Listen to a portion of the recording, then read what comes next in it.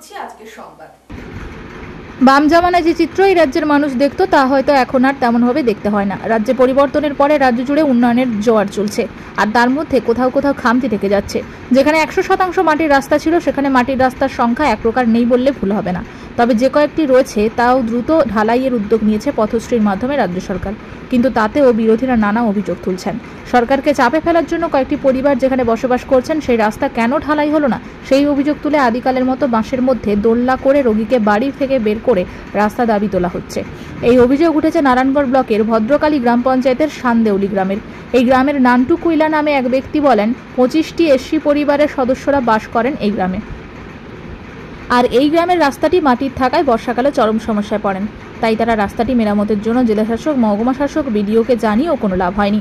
বিশেষ করে বর্ষাকালে কোনো রোগী অসুস্থ হয়ে পড়লে তাকে দোলনা করে হাসপাতালে নিয়ে যেতে হচ্ছে বলে অভিযোগ উঠেছে। যদিও এলাকাবাসীর দাবি সেই রাস্তা করার উদ্যোগ নেওয়া হয়েছে।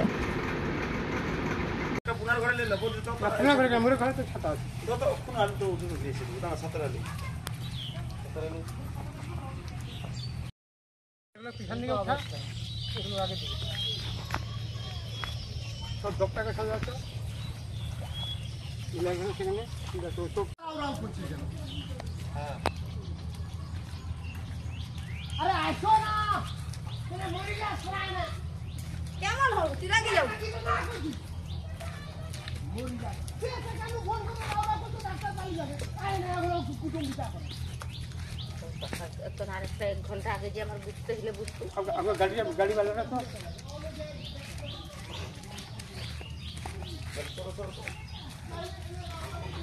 गाड़ी वाला का तो देरी होते ना काई जाला अब दिगे कबा चला কথা মানে একে হাতে ডাক্তার আছে ওটা তুলবি তো সব তুলবি মুরা মিলে তুলবি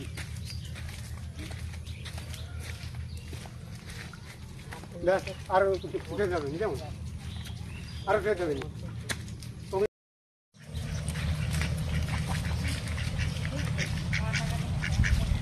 যদি অবস্থা হয় বাজে মাগো পিয়াল দিও পিয়াল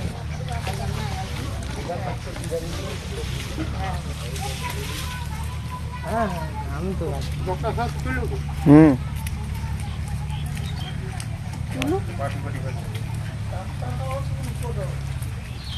রাস্তা में পরিচিত আর কাকা ছাতা লিখে সবিতা ছাতা একটা পুনার ঘরে নিলে বল তো পুনার ঘরে মোরে ঘরে তো ছাতা আছে তো পুনার তো উঠে দিয়েছে ওটা ছাতাটা লে আমি নান্টু কুইলা, নারায়ণগড় বিধানসভার গ্রামরাজ অঞ্চলের শানদেউলির বাসিন্দা। আমরা এসসি সম্প্রদায়ের লোক, 25টি পরিবার আমাদের এখানে বসবাস করে। আমাদের রাস্তার এমন বেহাল দশা, তার জন্য আমরা ডিএম সাহেবকে লিখিত কমপ্লেন জানিয়েছি, বিডিও সাহেবকে মেল মারফত কমপ্লেন জানিয়েছি এবং এসডিও সাহেবকে আমরা মেল মারফত জানিয়েছি এবং বারে বারে আমরা প্রধানের সাথে ফোনের মারফত যোগাযোগ করি এবং ওনাকে লিখিত কমপ্লেন জানিয়েছি যাতে আমাদের রাস্তাটা আমরা বেরোতে পারি, বাচ্চা কাচ্চা স্কুলে যেতে পারে।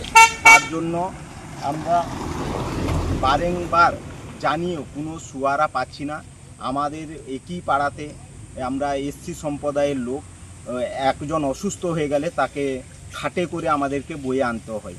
বাচ্চা কাচ্চা সাইকেলে যে যাবে সে মতো অবস্থা নেই।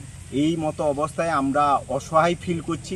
আমরা কোন রাজ্যে বাস করছি যে যেখানে একটা রুগীকে কাঁধে করে বয়ে নিয়ে যেতে হচ্ছে? এইটা প্রশাসন যাতে দৃষ্টিভঙ্গি দিয়ে বিবেচনা করে তার জন্য আমাদের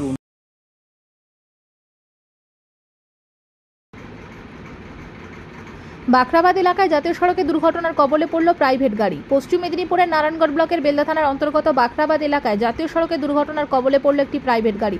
ঘটনায় হতাহতের কোনো খবর নেই। জানা যায় একটি প্রাইভেট গাড়ি খড়গপুরের দিক থেকে উড়িষ্যার দিকে যাওয়ার সময় বাখরাবাদের কাছে কোনো অজানা গাড়ি ধাক্কা মারে পালিয়ে যায়। ব্যাপক দুর্ঘটনাগ্রস্ত হয় প্রাইভেট গাড়িটি।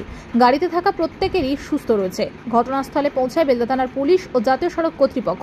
দুর্ঘটনাগ্রস্ত গাড়িটিকে উদ্ধার করে।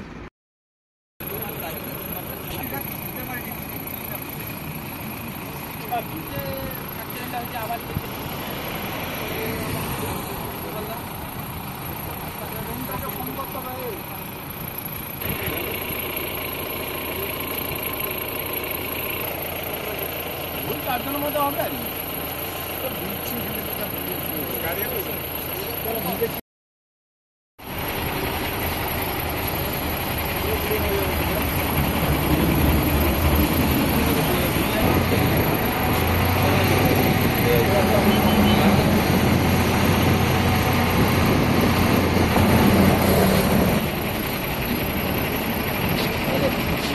এই লাইটটা জ্বালিয়ে দিল না।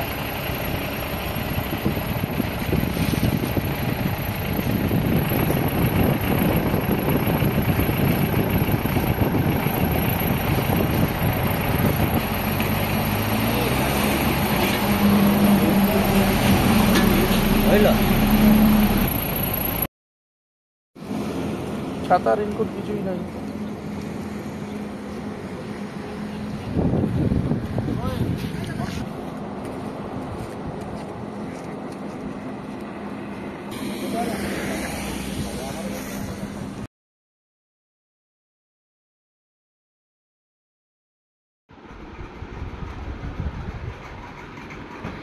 এআইইউটিইউসি সহ কেন্দ্রীয় ট্রেড ইউনিয়নগুলির আহ্বানে 9 জুলাই সারা ভারত সাধারণ ধর্মঘটের সমর্থনে বুধবার প্রবল প্রাকৃতিক বিপর্যয়ের মধ্যেও ধর্মঘটকে সফল করার আহ্বান জানিয়ে প্রচার অভিযান করল শ্রমিক সংগঠন এআইইউটিইউসি। এই দিন বেলা নারায়ণগড়, কেশারি, দাঁতন সহ সর্বত্র প্রচার অভিযান চালায় এসইউসিআই কমিউনিস্ট দলের শ্রমিক সংগঠন এআইইউটিইউসি। 4টি শ্রম কোড বাতিল, চুক্তির ভিত্তিতে নিয়োগ নয়, স্থায়ী কাজে স্থায়ী নিয়োগ, সারা দেশ জুড়ে বেকারদের স্থায়ী কাজ, স্কিম ওয়ার্কারদের স্থায়ীভাবে নিয়োগ, মাসিক 26,000 টাকা বেতন চালু সহ অন্যান্য দাবিতে সারা দেশ জুড়ে সাধারণ ধর্মঘট। এই ধর্মঘটকে সমর্থন জানিয়ে সংযুক্ত কিষাণ মোর্চা সহ অন্যান্য শ্রমিক সংগঠনগুলি সকাল থেকে ধর্মঘটকে সফল করার জন্য কর্মী সমর্থকরা রাস্তায় নামেন। জাহালদা, বেলদা সহ বিভিন্ন জায়গায় পুলিশের সঙ্গে ধস্তাধস্তি চলে। এআইইউটিইউসি জেলা সম্পাদক পূর্ণ বেরা জানান, মালিক শ্রেণীর লাগামহীন শোষণ অত্যাচারের বিরুদ্ধে ক্রমবর্ধমান মূল্যবৃদ্ধি, বেকারি ও শ্রমজীবী মানুষের উপর একের পর এক আক্রমণের প্রতিবাদে, তাদের অর্জিত গণতান্ত্রিক অধিকার হরণ করার প্রতিবাদে বুধবার সর্বস্তরের মানুষ ধর্মঘটে সামিল হয়েছেন। কিন্তু রাজ্য সরকার ধর্মঘটকে বানচাল করার জন্য তার সমস্ত ধরনের প্রশাসনিক পদক্ষেপ নিয়েছে, তাকে উপেক্ষা করে অসংখ্য মানুষ সফল করছেন।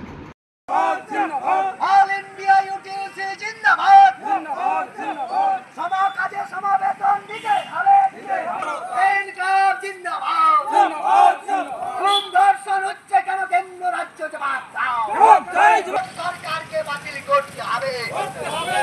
4টি সমাকট বাতিলের দাবিতে দেশ জুড়ে হরতাল। লাগামহীন মূল্য বৃদ্ধির বিরুদ্ধে দেশ জুড়ে হরতাল। সুরক্ষার দাবিতে দেশ জুড়ে হরতাল। 8 ঘন্টা কাজের দাবিতে দেশ জুড়ে হরতাল।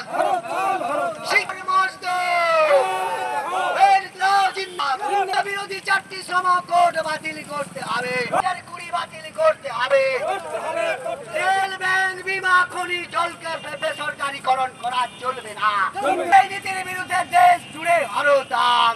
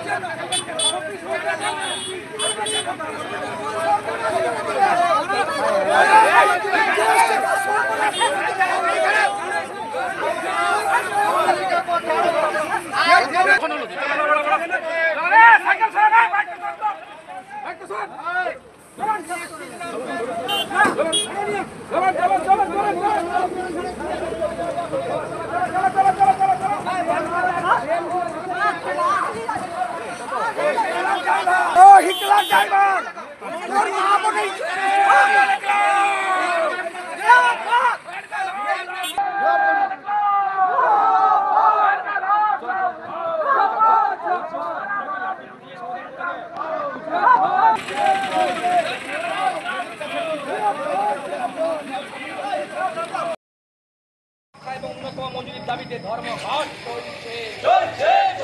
এই অসংগঠিত ক্ষেত্রে মজুরদের নিয়ে বেকার খাটানো বন্ধ করো। শ্রমিকদের জীবন নিয়ে সিঁড়ি খেলছো কেন? কেন্দ্র সরকার জবাব চাই, জবাব দাও। মানুষের মতো বাঁচার জন্য ন্যূনতম মজুরি দিতেই হবে। ন্যূনতম মজুরির দাবিতে ধর্মঘট চলছে। 4টি শ্রম কোড বাতিলের দাবিতে ধর্মঘট চলছে। এই শ্রমিক শোষণ বুধবার ছিল বিভিন্ন শ্রমিক সংগঠনের ডাকা বাংলা বন্ধ। তবে এই রাজ্য থেকে যে বন্ধ এক প্রকার উঠে গেছে তা এই দিন ফের প্রমাণিত হলো। তবে বেশ কয়েকটি ব্যাংকের শাখা বন্ধ ছিল। বহু অফিসে বামপন্থী কর্মীরা অফিসে আসেননি। তবে প্রায় সমস্ত কিছু ছিল স্বাভাবিক। বন্ধকে ঘিরে সারা রাজ্যের সঙ্গে পশ্চিম মেদিনীপুর, পূর্ব মেদিনীপুর ও ঝাড়গ্রাম জেলায় বেশ কয়েকটি জায়গায় পুলিশের সঙ্গে বন্ধ সমর্থকদের মধ্যে গন্ডগোল হয়। পুলিশ বেশ কয়েকজনকে আটক করে। আবার কিছু কিছু এলাকায় রেল লাইনে দাঁড়িয়ে বন্ধ সমর্থন করার চেষ্টা করেন, কিন্তু কিছুক্ষণ পরেই কর্মীরা রাস্তা থেকে বাড়ি ফিরে যান। সকালের দিকে বন্ধের সমর্থনে মিছিল অবরোধ হলেও বেলা বাড়ার সঙ্গে সঙ্গে সমস্ত কিছু স্বাভাবিক হয়ে যায়। উল্লেখ থাকে, রাজ্য সরকার মঙ্গলবারই ঘোষণা করেছিল সমস্ত সরকারি অফিসে যেন হাজিরা সঠিকভাবে থাকে। তবে কিছু কিছু অফিসের কর্মী তেমনভাবে ছিল না বললে ভুল হবে না।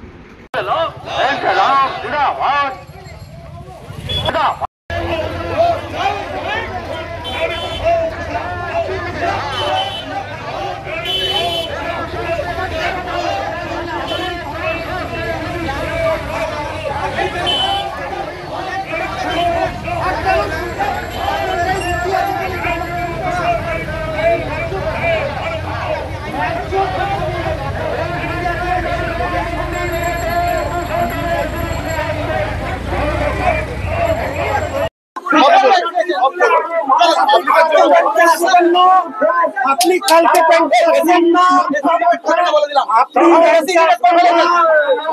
কংগ্রেস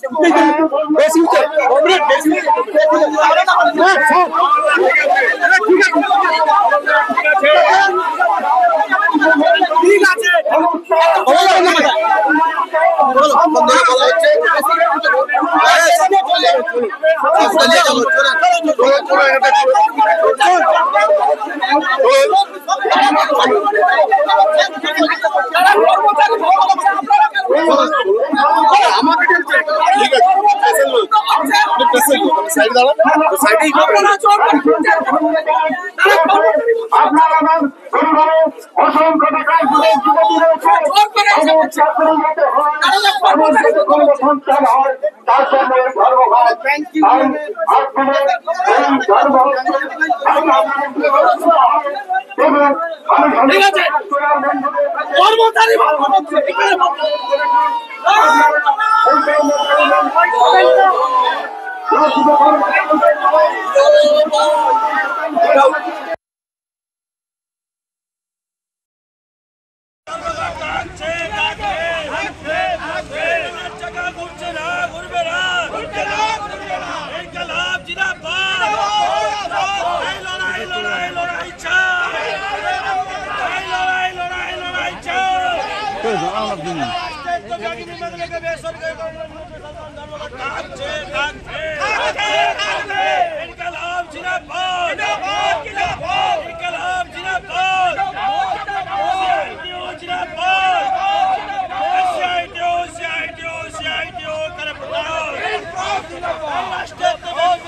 বেসরকারিকরণের বিরুদ্ধে ধর্মঘট চলছে, চলবে।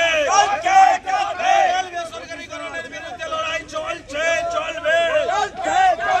ইনকিলাব জিন্দাবাদ, লাল ঝান্ডা জিন্দাবাদ, সিআইটিও জিন্দাবাদ, সিআইটিও করে প্রচার। রাষ্ট্রায়ত্ত ব্যাংক রেল বেসরকারিকরণের বিরুদ্ধে ধর্মঘট থাকছে, থাকবে।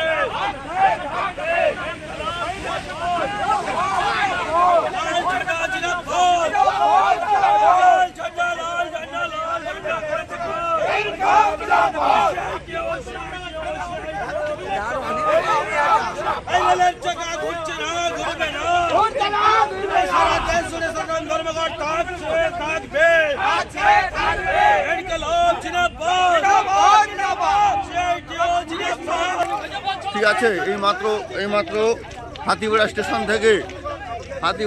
থেকে রেল ঢুকেছে, কমরেডদেরকে অ্যারেস্ট করেছে, সিআইটি কমরেডদের এইমাত্র অ্যারেস্ট করেছে। ঠিক আছে, হাতিবেড়া স্টেশন থেকে এইমাত্র রেল ঢুকেছে, সিআইটি হাতিবেড়া স্টেশন থেকে রেল ছেড়েছেন এইমাত্র।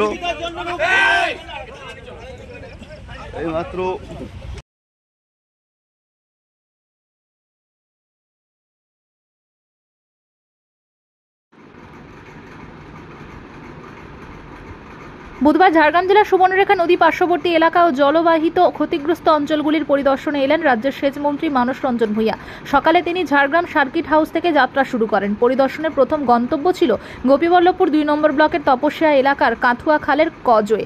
সেখানে কজওয়ের অবস্থা খতিয়ে দেখে দ্রুত সংস্কারের প্রয়োজনীয়তা উল্লেখ করেন তিনি। এরপর মন্ত্রী মালঞ্চ গ্রামে পৌঁছান এবং সুবর্ণরেখা নদীর পাড় ভাঙনের পরিস্থিতি সরজমিনে পরিদর্শন করেন। ভাঙনের ভয়াবহতা দেখে তিনি গভীর উদ্বেগ প্রকাশ করেন এবং সেখান থেকেই সংশ্লিষ্ট দপ্তরের সচিবকে ফোন করে বিষয়টি জানান। মন্ত্রী গ্রামবাসীদের উদ্দেশ্যে বলেন, আপনারা আতঙ্কিত হবেন না। মুখ্যমন্ত্রী নিজে আমাকে এই এলাকায় পাঠিয়েছেন পরিস্থিতি দেখে দ্রুত ব্যবস্থা নিতে। সমস্ত রকম প্রয়োজনীয় পদক্ষেপ গ্রহণ করা হবে। পরবর্তী পর্যায়ে তিনি যান গোপীবল্লভপুর 1 নম্বর ব্লকের অমরদা এলাকায়, যেখানে প্রবল জলের তোড়ে রাস্তার অবস্থা বেহাল। তিনি ওই পরিস্থিতিও সরজমিনে পর্যবেক্ষণ করেন। এরপর সাতমা এলাকায় নদী ভাঙন অন্যান্য ক্ষয়ক্ষতির পরিদর্শন করেন। পরিদর্শনের সময় মন্ত্রীর সঙ্গে উপস্থিত ছিলেন সেচ দপ্তরের অ্যাসিস্ট্যান্ট ইঞ্জিনিয়ার, ঝাড়গ্রাম জেলা শাসক সুনীল আগারওয়াল, অতিরিক্ত পুলিশ সুপার সহ অন্যান্য প্রশাসনিক আধিকারিকরা। বিকেলে জেলা প্রশাসকের দপ্তরে এক উচ্চ পর্যায়ের বৈঠকে পরিদর্শনকৃত এলাকা সম্পর্কে বিস্তারিত পর্যালোচনা করেন মন্ত্রী এবং সংশ্লিষ্ট আধিকারিকদের সঙ্গে পরবর্তী করণীয় নির্ধারণ করেন। রাজ্য সরকারের তরফে দ্রুত ব্যবস্থা গ্রহণের আশ্বাসে কিছুটা আশ্বস্ত এলাকাবাসী, তবে তারা দ্রুত বাস্তবধর্মী পদক্ষেপের প্রত্যাশায় রয়েছেন। অর্ধেক হয়েছে, অর্ধেকটা হয়ে গেছে বললাম।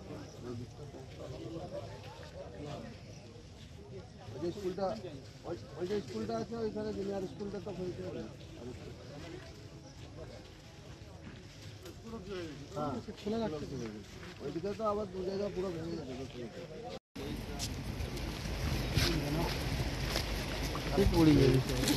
পিডব্লিউডি কে আছে, জলটা এটা মাঠের জল।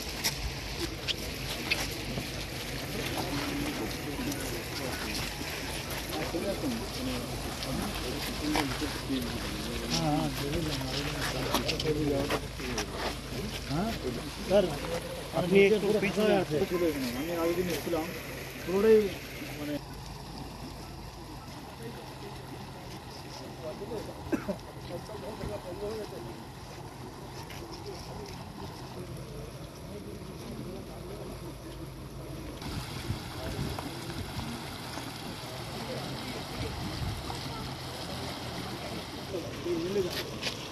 দুলাল বাবু সভাপতি, তুমি নিজে ঘুষঘুষে বানিয়ে একটু ধাক্কা দেবে, ঠিক একই রকম হচ্ছে স্যার। সমর মুখার্জি রতুয়ার MLA এর বাড়ি মাত্র 200।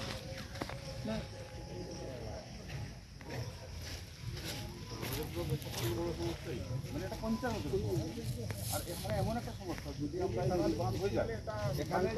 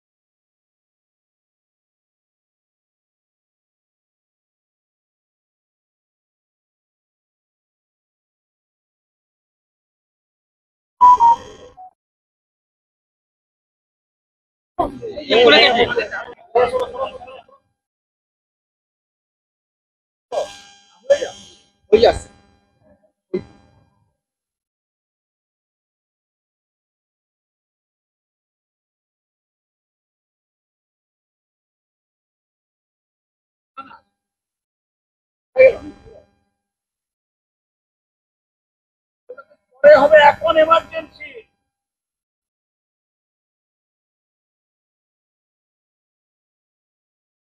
ইডিয়েট কোথায় কোথায়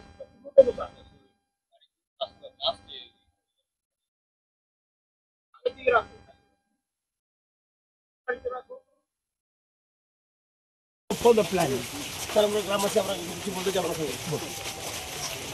আপনারা দেখতে পাচ্ছেন যে অতি চিনি আমরা একদিন এলাম তো, মমতা ব্যানার্জি পাঠিয়েছেন আমাকে। এইটা 20 বছর ধরে আমরা বলছে আমি নিজে এসছি রে ভাই, আমার ইঞ্জিনিয়ারকে ডাইরেকশন দিলাম, কিন্তু দেখুন স্যার মানে করবো অর্ধেকটা হয়ে গেল, করবো আমি করবো করবো বলতে চলে যাচ্ছে, হচ্ছে না না। ভাই, এসব আমাকে বলো না, আমি এসছি তো। আধা কিলোমিটার তো হচ্ছে তো।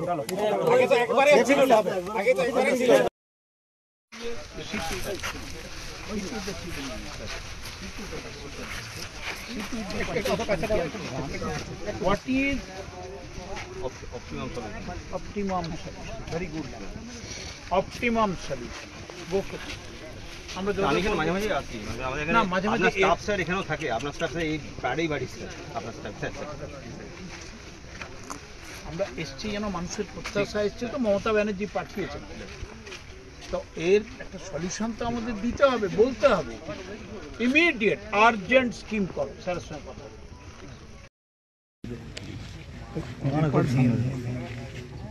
যাবো, দেখে এলাম স্বপন পাত্র বাড়ি চলে যাবে না। আর আমাদের ব্লকে সব থেকে বড় সমস্যা এইটা, মানে এটা 50 বছরের সমস্যা। আর এখানে এমন একটা সমস্যা, যদি আমরা এখানে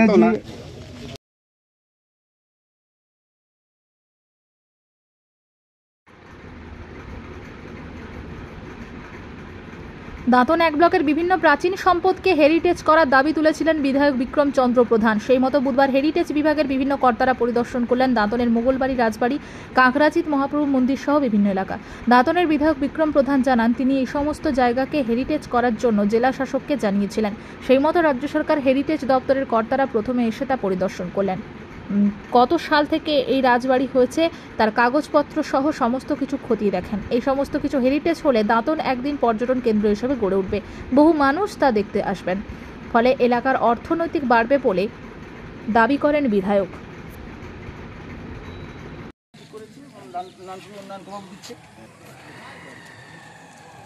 গেটখানা হচ্ছে আর কি।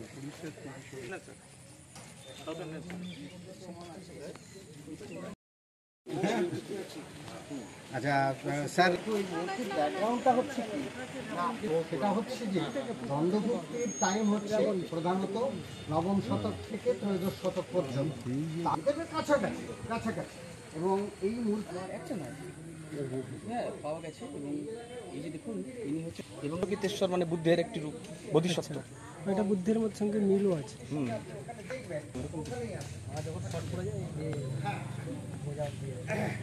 নদীর উপর তার উপরে গড়া হচ্ছে, আর এখানে শীতলা মন্দির ছিল নিচে, এর উত্তর দিকে এই বড় কুণ্ড। যেটা করে ঢোকো ভিতরে, আগে ভূতের থাকে, আগে হাঁটো, আস্তে করে হাঁটো।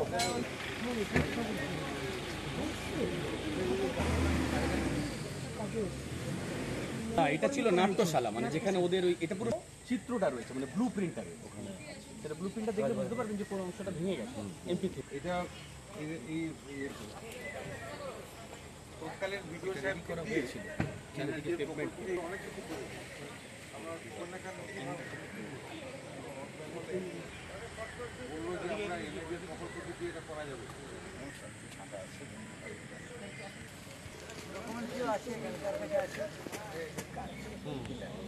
পিছনে ওদের একটা যে মন্দির ছিল, ঘরোয়া মন্দির, 1942-এর ঝড়ে এই মন্দিরটাও ধ্বংস হয় আর নাট্যশালাটাও নষ্ট হয়। 42-এর ঝড়ে, ওই যে আমরা 49 যেটা বাংলায় 49।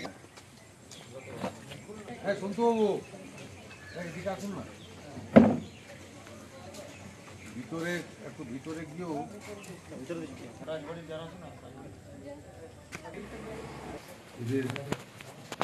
আমরা দেখেছি যত রাজবাড়িতে গেছি, হ্যাঁ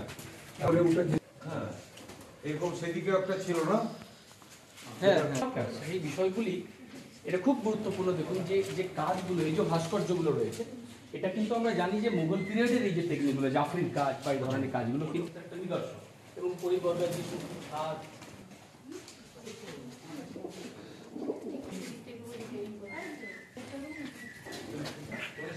জল লাগেনি। প্রায় 350 বছরের জিনিস কিভাবে এখানে রয়েছে, যে অংশটা নোনা হয়ে গিয়েছে সে অংশটা কিন্তু নষ্ট হয়ে গেছে, কিছুটা অংশ হয়েছে। আমরা এখানে দেখতে পাচ্ছি কত সুন্দর যে কারুকার্যটা রয়েছে, যেটা এফেক্ট হয়েছে বাইরে।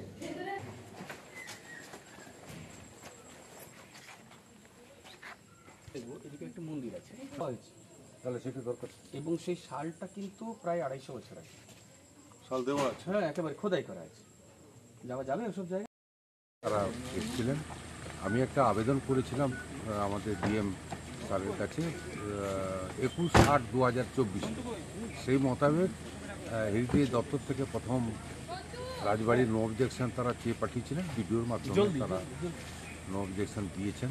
তারপরে হেরিটেজের তার ডেপুটি ডাইরেক্টর তারা সব এসছেন আজকে, এসে আজকে সরজমিনে দেখে গেলেন রাজবাড়ির সমস্ত যে কত বছরের বহু প্রাচীন রাজবাড়ি, প্রায় 300 বছরের অধিক, সেটা তার দলিল দস্তা সব কিছু চাকরি দেখলেন। এবং তারপরে আমরা এখন রওনা দিচ্ছি যে শ্রী চৈতন্য মহাপ্রভু পুরী যাওয়ার সময় তিনি যে কাকড়াঝিতে রাত্রিবাস করেছিলেন সেই জায়গাটাও আমি চেয়েছিলাম যে একটা হেরিটেজ হোক, সেটা তারা দেখতে যাচ্ছে। এতে উপকার কি? উপকার বলতে মানুষের উপকার নয়, আমাদের এটা যে হেরিটেজ বহু প্রাচীন রাজবাড়ি সেটাকে রক্ষা করা যাবে।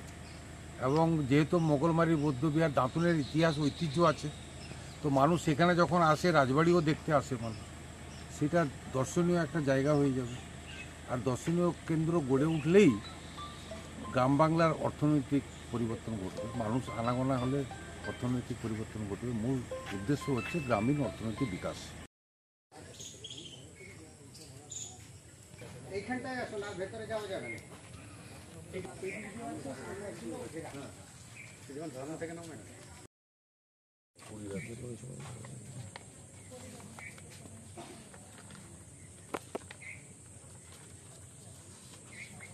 মেদিনীপুর সাথে 3 সেকেন্ড রাজবাড়ির ইতিহাস বর্ণনা করছি।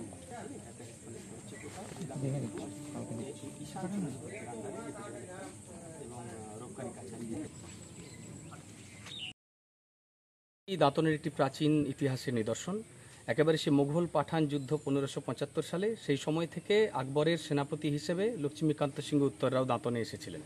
তারপরে যুদ্ধে জয়লাভ করে এখানেই রাজবংশ স্থাপন করে। তারপর থেকে দাঁতন এবং পরবর্তীকালে মনোহরপুরে এই যে রাজবংশ প্রতিষ্ঠা এবং রাজবাড়ি তা আজকে হেরিটেজ কমিশনের আওতাভুক্ত হতে চলেছে, এবং এই বিষয়টা আমাদেরকে অত্যন্ত গর্বিত করছে এবং আমরা যারা চর্চা করছি আমরা খুবই আনন্দিত। এই জন্য হেরিটেজ কমিশন সহ সম্মানীয় বিধায়ক এবং অন্যান্য ব্যক্তিবর্গকে যারা গবেষণা করছেন সকলকে আমাদের কৃতজ্ঞতা। দেখুন, রাজবংশ অনেক প্রাচীন, 1575 থেকে যা সূত্রপাত, কিন্তু রাজবাড়িটি অন্তত 300 বছরের বলে মনে করা হচ্ছে।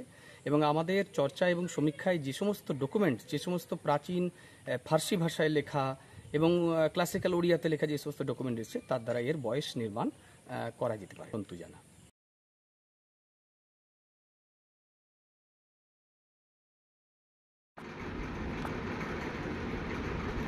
বিদ্যাসাগর বিশ্ববিদ্যালয় আজ ষষ্ঠ সেমিস্টার পরীক্ষায় ইতিহাস প্রশ্নে বিপ্লবীদের সন্ত্রাসবাদী আখ্যায়িত করার প্রতিবাদে তীব্র প্রতিবাদে জানালো বেলদা শহীদ ক্ষুদিরাম বসুর আত্মোৎসর্গের শতবর্ষ উদযাপন কমিটি। এই দিন ক্ষুদিরাম শতবর্ষ উদযাপন কমিটির পক্ষ থেকে একটি বিবৃতি দিয়ে বলা হয়, ভারতবর্ষে যারা কুখ্যাত অত্যাচারী জেলাশাসক ছিলেন, সেই অত্যাচারী জেলাশাসকদের হত্যা করেছিলেন বিপ্লবী বিমল দাশগুপ্ত, শহীদ প্রদ্যোৎ ভট্টাচার্য, প্রভাংশু পাল। তারা হত্যা করেছিলেন কুখ্যাত অত্যাচারী ডগলাস বার্জ এবং পেডিকে। ভারতবর্ষের স্বাধীনতার 75 বছর পরে স্বাধীনতা আন্দোলনের স্মৃতি বিজড়িত মেদিনীপুর জেলার 3 কৃতি সন্তানকে বিদ্যাসাগর বিশ্ববিদ্যালয়ের প্রশ্নপত্রে সন্ত্রাসবাদী আখ্যা দিয়েছেন। আমরা এর তীব্র প্রতিবাদ জানাচ্ছি। আমরা দাবি করছি বিদ্যাসাগর বিশ্ববিদ্যালয়কে জনসমক্ষের জন্য ক্ষমা চাইতে হবে। উপস্থিত ছিলেন কমিটির সভাপতি তপনেশ দে, সম্পাদক পরেশ পেরা, অধ্যাপক বাসুদেব ধারা, প্রধান শিক্ষক প্রদীপ মাঝি, মানসকর, অন্যান্য নেতৃবৃন্দ। তাদের উচিত ছিল ইতিহাসকে বিকৃত না করে সঠিক তথ্যটা তুলে ধরা। আর আমাদের কাছে যে যাকে আমরা সংগ্রামী ভাবি বা যার দ্বারাই আমরা আমাদের স্বাধীনতা পেয়েছি, যার মৃত্যুর বদলে, যার মরণের বদলে আমরা স্বাধীনতা পেয়েছি, সেই স্বাধীনতা পেয়ে আজকে আমি এমন স্বাধীন হলাম যে তাকে আমরা সন্ত্রাসবাদী আখ্যা দিচ্ছি। এটা আমাদের পক্ষে কলঙ্ক, আমাদের লজ্জা, আমাদের সমাজের পক্ষ থেকে আমি এটার ধিক্কার জানাই। ধিক্কার। বিদ্যাসাগর বিশ্ববিদ্যালয়ের 6th সেমিস্টার ইতিহাসের একটা প্রশ্ন হঠাৎই একজন ছাত্র আমার কাছে ব্যক্তিগত হোয়াটসঅ্যাপে পাঠায় এবং প্রশ্ন করে, স্যার আপনারা তো ইতিহাস আলোচনা করেন, আপনারা তো শহীদ ক্ষুদিরাম কমিটি বেলদাতে ক্ষুদিরামের মূর্তি বসিয়েছেন, তাহলে এই সমস্ত বিপ্লবীদের যদি শহীদদের যদি সন্ত্রাসবাদী বলা হয় আপনার কেমন লাগে? বিষয়টা শোনার পর এবং প্রশ্নটা দেখার পর আমি অত্যন্ত ব্যথিত এবং অবাক হয়েছি যে সেখানে প্রশ্ন করা হয়েছে এই মেদিনীপুরের 3 জন ম্যাজিস্ট্রেটের নাম লিখো যারা সন্ত্রাসবাদীদের দ্বারা নিহত হয়েছেন।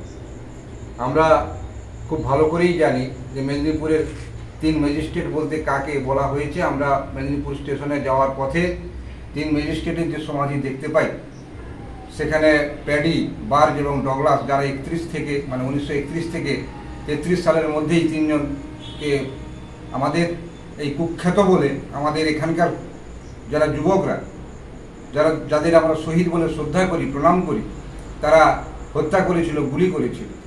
বিমল দাশগুপ্ত যিনি প্যাডিকে হত্যা করেছিলেন, সেই বিমল দাশগুপ্ত তিনি তো পরে তিনি বেঁচে গিয়েছিলেন এবং দীর্ঘদিন পর্যন্ত আমরা দেখেছি মেদিনীপুর কলেজের সামনে তিনি চায়ের দোকান করে চা বিক্রি করেছেন। আমরা তার মূর্তি বসিয়েছি মেদিনীপুরে, আমরা সেই কমিটির লোক। তাহলে তারা কি সন্ত্রাসবাদী? আজকে সবঙ্গের অনাথ বন্ধু পাঁজা যাকে সেখানে দেবতার মতো জ্ঞান করা হয়, তিনি কি সন্ত্রাসবাদী? প্রদ্যোৎ ভট্টাচার্য তিনি কি সন্ত্রাসবাদী? তাহলে এই প্রশ্নটা যখন আজকে উঠছে, আমরা এর তীব্র শহীদ ক্ষুদিরাম বসুর আত্মোৎসর্গ শতবর্ষ উদযাপন কমিটির পক্ষ থেকে আমরা এই তীব্র প্রতিবাদ জানাচ্ছি যে আমরা যাদের শহীদের মর্যাদা দিই, আমরা যাদের প্রণাম করি, আমরা যাদের স্যালুট জানাই, তাদের এভাবে সন্ত্রাসবাদীতে আখ্যায়িত করা যায় না। এটা সম্পূর্ণ উদ্দেশ্য প্রণোদিত বলে আমার সংবাদ এই পর্যন্ত। নমস্কার।